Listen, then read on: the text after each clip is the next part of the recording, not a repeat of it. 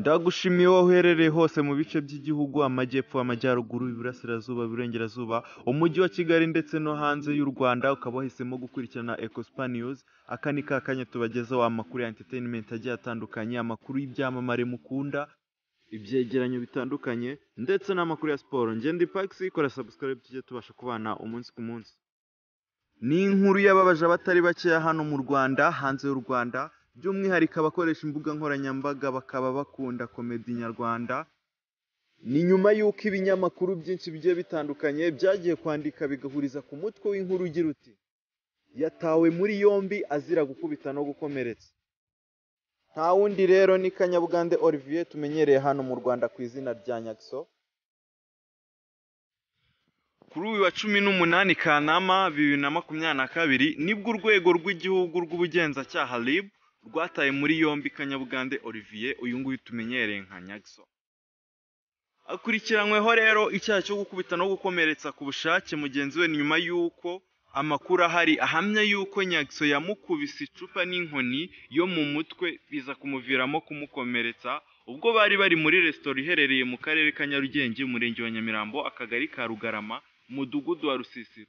Kugeza ubu Nyakso acumbikiwe kuri sitasiyo ya RIB iherereye hari i Nyamirambo, mu gihe dosiye yamaze gushyikirizwa ubugenzacyaha kwa 22 Kanama umwaka wa 2022.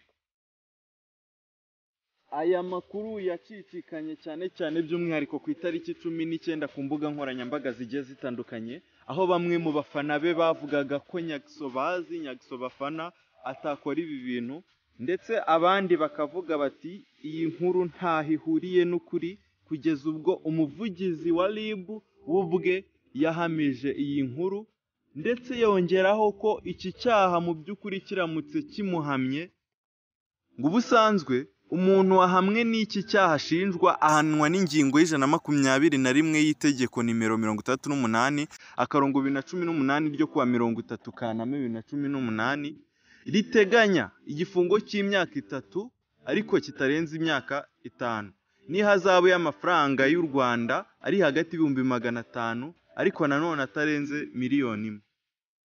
Ubusanzwe tumenyereye ko abantu barwanisha amacupa ari ababa basinze, bityo nk'abanyamakuru twifuje kumenya byinshi kuri iyi nkuru idasanzwe. Dushaka kumenya niba Nyakso yaba yarabikoresherwa ibi ngibi n'ubusinzi, gusa umuvugizi wa RIB yirinze kugira icyo yabitangazaho. Aravuga ati icyo mukwiye kumenya nuko ari mu maboko y'ubutabera, kandi naramuka ahamwe n'iki cyaha azabihanirwa nta kabuza.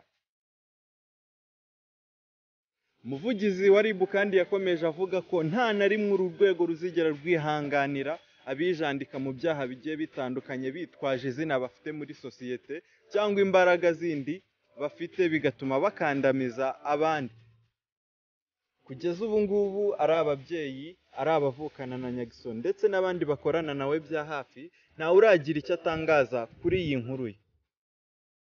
Watumye benshi baseka, wakundishe komedi nyarwanda abantu batari bakeya. Byaba bibabaje kumva rero ko yaba yafunzwa nawe agasanga we Ndimbati, Titi Brown n'abandi basitari tuzi bagiye bafungwa. Abakunzi be rero ngayo nguko mu musengere. Amakuru ya Nyakso nayo ngayo, ubu dutegereje icyo ubushinjacyaha buzatubwira kuri uyu musore. Njye ndi Pax, duhure mu kiganiro nk'iki cy'ubutaha. Ciao.